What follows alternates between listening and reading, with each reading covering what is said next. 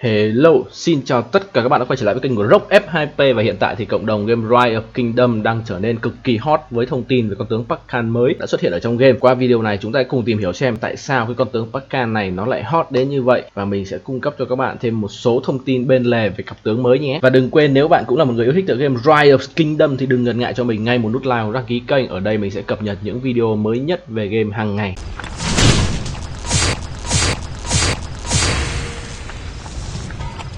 Đầu tiên là về cách để lấy được con tướng Park Khan này. Con tướng Park Khan sẽ là một con tướng đua thống đốc và sẽ có mặt trong các lần đua thống đốc về bộ binh. Nhưng ở lần xuất hiện đầu tiên này thì Park Khan đã xuất hiện ở kỳ đua thống đốc kỵ binh sắp tới ở khá là nhiều kingdom. Rất là nhanh thôi, có lẽ là ngay tuần sau khi kết thúc đua thống đốc, chúng ta sẽ ngay lập tức được thấy những con Park Khan tung hoành trên chiến trường. Về những bạn mà muốn lấy cái Park Khan này sớm thì các bạn bắt buộc phải giành được từ top 15 trở lên ở trong cuộc đua thống đốc để các bạn có tối thiểu 10 tượng để triệu hồi. Sau đó các bạn có thể sử dụng chọc vàng để nâng skill, và tổng cộng các bạn sẽ phải tốn thêm 690 chọc vàng để nâng max bộ skill của một con tướng cam trong game. Còn đối với những bạn mà có thể không thể nào đua thống đốc được thì có lẽ chúng ta phải chờ khoảng 3 tháng sau khi mà con Park Khan được ra mắt thì chúng ta sẽ có con Park Khan này trong sự kiện lật thẻ bài. Và sự kiện lật thẻ bài cũng là một sự kiện mà chúng ta bỏ game ra mà có thể giành được những con tướng cam trong game với một cái mức game khá là thấp. Và lần xuất hiện của tướng Park Khan này cũng đánh dấu việc quay trở lại của hai bảng talent rất là hot ngay từ những ngày đầu mà game Rise of Kingdom trở nên phổ biến trên toàn thế giới, đó là bảng talent bộ binh kết hợp với phòng thủ.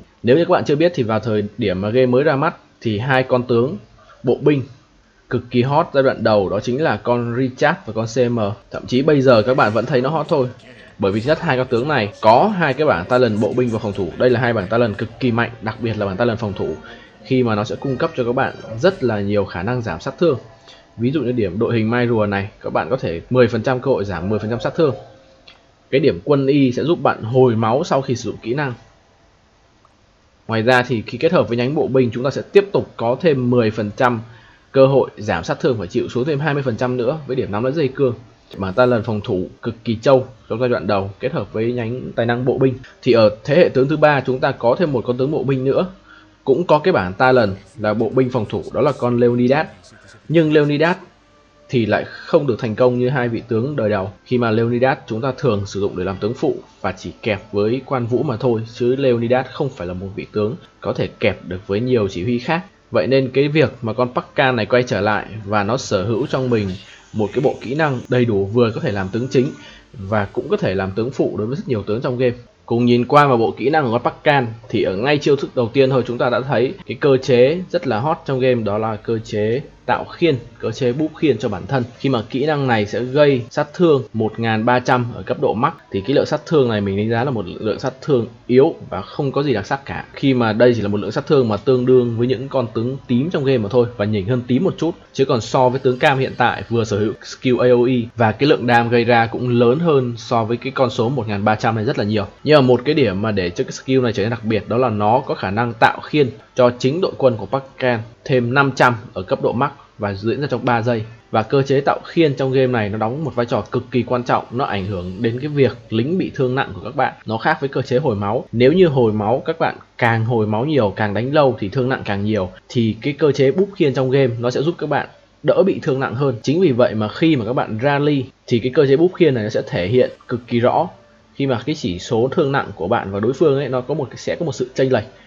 Và cái búp khiên của con Park Khan này nó sẽ giúp cho các bạn khi mà đánh đồng hoặc là đánh open field sẽ bị ít thương nặng hơn, giúp bạn trao đổi kill nó lời hơn. Về cái thời gian búp khiên 3 giây thì thực ra nó không có ảnh hưởng gì quá nhiều, bởi vì khi các bạn búp khiên lên thì có lẽ chỉ trong một turn hoặc cùng lắm là 2 turn thì cái khiên sẽ ngay lập tức bị phá. Nếu mà các bạn đem so với những con tướng có skill búp khiên khác trong game và búp lượng khiên thậm chí là nhiều hơn, như là con Alex có thể búp khiên cho chúng ta lên đến 1200 và kéo dài trong 4 giây. Các bạn nếu bạn đánh các bạn thấy là cũng bị phá rất là nhanh. Hoặc như con CM cũng vậy, cũng là một lượng sát thương 1200 trong 4 giây. Thì con Park Khan này với lượng khiên 500 trong 3 giây thì mình thấy đó một lượng khiên ổn và đủ để thể hiện được sức mạnh của vị tướng này, khi mà skill này nó còn gây thêm sát thương nữa. Skill 2 của Park Khan thì đây là một skill mà mình nghĩ là cực kỳ bá đạo đối với tất cả người chơi bộ binh luôn. Chúng ta không thể mong chờ một cái điều gì hơn ở một skill ở một con tướng bộ binh nữa. Nó cộng cho chúng ta 30% máu, một cái điểm chỉ số mà đã rất nhiều lần mình đánh giá là cao hơn và tốt hơn so với chỉ số phòng thủ và chỉ số tấn công ở trong game. Đồng thời nó lại tiếp tục tăng cái tốc độ diễu hành của bộ binh lên 15%,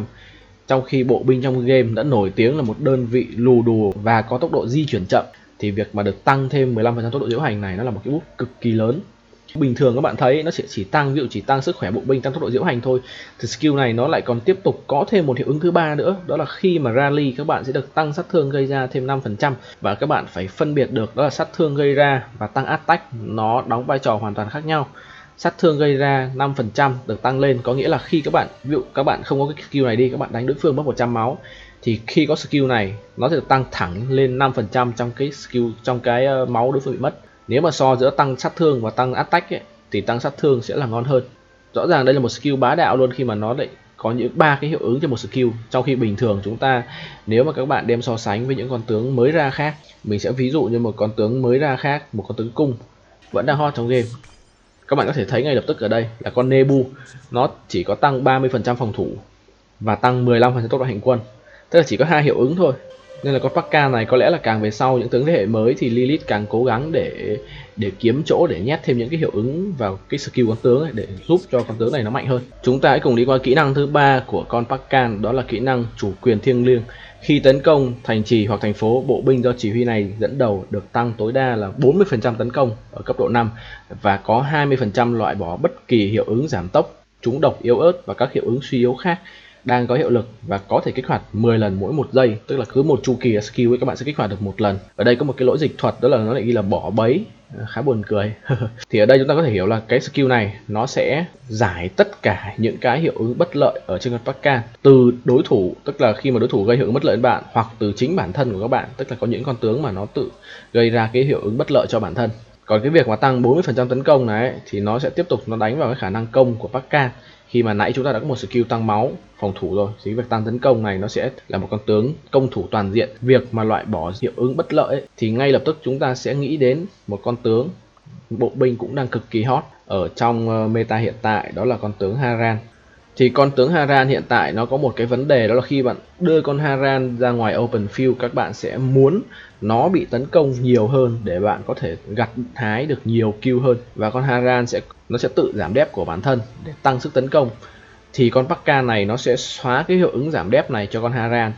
và có lẽ Haran và Pakka sẽ trở thành một cặp đôi bộ binh cực kỳ hot ở trong giai đoạn tới. Còn đương nhiên việc sử dụng con tướng nào chính, con tướng nào phụ nó còn phải chờ kết quả test nữa, bởi vì cái bảng talent kỹ năng của Haran và bảng talent bộ binh của Pakka nó đều là hai bảng talent cực kỳ mạnh, và sẽ cần có những cái chiến báo đầu tiên để chúng ta có thể đánh giá một cách khách quan cái cặp tướng này nó sẽ sử dụng như thế nào để mạnh hơn. Bản thân của con Haran ấy nó cũng có một skill giúp giải cái hiệu ứng bất lợi rồi, và khi kết hợp với Pakka này thì hai con tướng này với hai skill có khả năng giải hiệu ứng bất lợi nó sẽ là một cái gì đó cực kỳ khủng khiếp. Nhất là khi bây giờ nhiều người đang sử dụng cái cặp Artemisia Tomirit để búp trúng độc, cũng như là hiện tại hiệu ứng búp debuff trong game đang khá là mạnh, thì cặp tướng này nó mang ra nó sẽ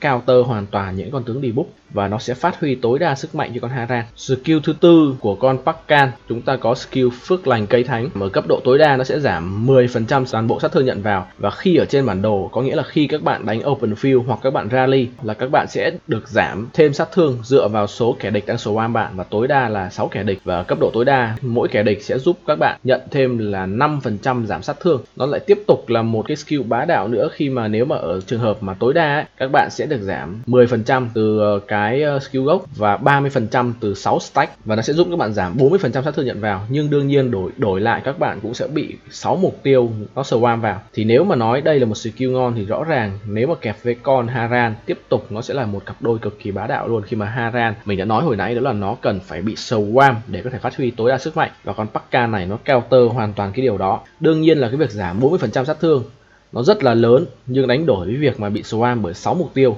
thì có lẽ nó cũng là một cái gì đó mà mình nghĩ là không quá mất cân bằng. và tiếp tục chúng ta phải chờ được tận mắt chứng kiến con Pakkan ở trên chiến trường thì chúng ta mới có thể nhận xét được đây là một skill có thật sự là ngon không. Và cuối cùng là skill cuối của con Pakkan, đó là skill sức mạnh của người Maya. Thì skill này đang gây ra một cái sự tranh cãi cực kỳ lớn ở trong cộng đồng, đó là nó đã bị sửa lại so với bộ skill lúc đầu mà nhà phát hành công bố. Thì hiện tại như ở trong game chúng ta sẽ có hiệu ứng của skill này là tăng 20% sát thương phản kích, giảm 5% sát thương nhận vào từ tất cả các nguồn trong 3 giây sau khi sử dụng kỹ năng, và hiệu ứng này có thể kích hoạt tối đa 5 giây một lần. Thì nếu công bằng mà nói thì cái skill hiện tại này, tức là skill hiện tại có trong game ấy, mình đánh giá nó vẫn là một skill rất là ngon. Nó không có một cái gì gọi là yếu hay là quá yếu hay quá mạnh, nó là một skill ngon, tăng 20% sát thương phản kích, ok, và được giảm thêm 5% sát thương nhận vào từ mọi nguồn sau khi sử dụng kỹ năng chủ động. Mình đánh giá nó cũng là ngon luôn, bởi vì các bạn chỉ cần sử dụng kỹ năng là các bạn đã được giảm sát thương rồi. Nhưng mà vì trước đó thì Lilith có up một cái hình trên trang Facebook chính thức của game, thì nó lại nói là khi mà con Pakkan Rally nó sẽ tăng lượng sát thương gây ra thêm 5% và tăng thêm 3% lượng counter attack, đồng thời nhận 20% giảm sát thương từ mọi nguồn trong 5 giây sau khi sử dụng skill. Thì rõ ràng mà nói, mọi người sẽ nói là đã từ 20% giảm xuống 5% là các bạn đã mất 15% sát thương từ mọi nguồn, và đặc biệt hơn là nó duy trì trong những 5 giây cơ. Thì mình thấy cái skill đó, nếu mà skill theo như lúc đầu Lilith công bố ấy, thì skill đó nó quá mạnh. Còn skill như bây giờ mình thấy rất là hợp lý, nó không có gì là quá bất công cả. Và có lẽ sau khi mà đọc qua tất cả bộ skill của con Pakkan thì có lẽ vị tướng mà phù hợp nhất với Pakkan hiện tại có lẽ chính là con tướng Haran.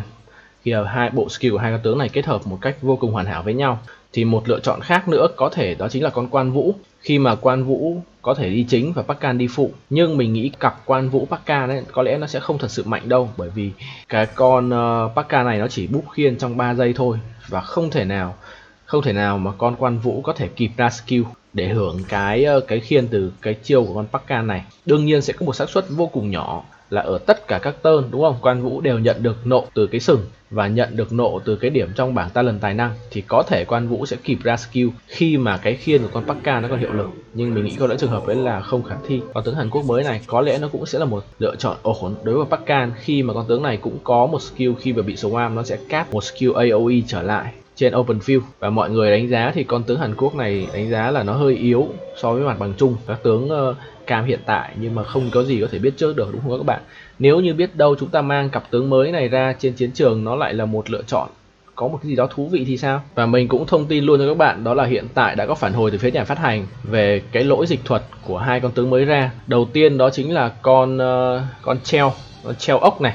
mình sẽ tạm gọi là như vậy đi. Thì cái skill thề với cái chết ở đây, cộng đồng Game Royal Kingdom trên thế giới đang cực kỳ phẫn nộ khi mà Lilith chính thức cho ra mắt một skill chuyên môn của một con tướng cam. Tức là các bạn phải tốn đến 700 tượng cam, tính cả 10 tượng triệu hồi để các bạn có thể lấy được skill này. Và các bạn sẽ được thêm một skill với lượng hệ số sát thương gây ra là 50. Và nếu các bạn không biết được 50 sát thương này nó bé cỡ nào thì các bạn hãy đem so sánh nó với cái con chỉ huy bách binh đoàn này. Vâng, ngay skill 1 của nó thôi, chúng ta đã có một cái skill mà có hệ số sát thương là 50 rồi. Đương nhiên là mình so sánh như vậy, mình chỉ so sánh về sát thương thôi, chứ mình không có so sánh về AOE các thứ nhá, với các skill phụ, để cho các bạn thấy là 50% sát thương cực kỳ ít. Nó lại còn bị giảm thêm sát thương với mỗi mục tiêu, dính sát thương từ skill này thêm 15%, thì cộng đồng nó rất là rần rần. Nhưng hiện tại nhà phát hành đã phản hồi rồi nha các bạn, đó là skill thề với cái chết này nó sẽ nhân với số stack từ chiêu 4, chiêu hy sinh của con tướng Hàn Quốc. Thì cái hiệu ứng này có thể kích hoạt 4 giây một lần và cộng dồn tối đa 8 lần. Thì như vậy ở cái mức tối đa các bạn có 8 stack thì cái chiêu này nó sẽ gây ra 50 x 8 là 400 sát thương. Mình đánh giá là cực kỳ cao, bởi vì nếu chúng ta so với con tướng Cyrus thì con tướng Cyrus ra xây sát thương không thể nào bằng con tướng Hàn Quốc mới này, và đặc biệt là kỹ năng kích hoạt mỗi 3 giây một lần. Nên với cái việc mà sửa lại cái thông tin đúng như vậy ấy, thì mình đảm bảo luôn là con Thác Tuấn Kinh và con Pakkan sẽ là một cái cặp bộ binh cực kỳ hot, kể cả rally và đánh open field, bởi vì 400 sát thương trong mỗi 3 giây đồng nghĩa việc cứ một chu kỳ skill nó sẽ cast được khoảng 3 lần, tương đương với khoảng 1200 sát thương, và con Pakkan nó chống swarm rất là tốt. Nhưng cái vấn đề đó chính là bạn phải mất thời gian để tích cái stack từ chiêu 4 và với 4 giây một lần và cộng dồn tối đa 8 lần, có nghĩa là các bạn phải mất khoảng hơn 30 giây, chính xác là 32 giây để các bạn tích max stack. Một cái điều nữa của chiêu con Hàn Quốc này cũng đã được nhà phát hành công bố, đó chính là về cái chiêu thứ 3, nó có một cái lỗi dịch thuật ở chiêu này ấy. Thực ra mình ngay từ đầu mình đã biết rồi, nhưng mà ở đây mình làm rõ các bạn hơn, đó là khi ở trên bản đồ đội quân do chỉ huy này dẫn đầu có 40% cơ hội giảm 20% sát thương kỹ năng nhận vào, thì ở đây nó không hề nói điều kiện Và nhà phát hành đã công bố đó là điều kiện của skill này, đó là khi mà các bạn dính skill down, tức là khi các bạn unskill ấy, các bạn sẽ có 40% giảm sát thương kỹ năng nhận vào. Cảm ơn tất cả các bạn đã theo dõi video của mình về con tướng Park Khan 2, và mình cũng rất vui mừng được thông báo đó là cái kênh Rock F2P của chúng ta đã đạt được 1000 người đăng ký. Để đạt được điều này cần sự đóng góp rất là lớn của những người đã ủng hộ kênh của mình ngay từ những ngày đầu. Nếu không có các bạn thì mình sẽ không bao giờ có thể làm được điều này, và hy vọng rằng chúng ta có thể đạt được đến những cái mốc lớn hơn ở trong tương lai. Hẹn gặp lại các bạn trong những clip sau.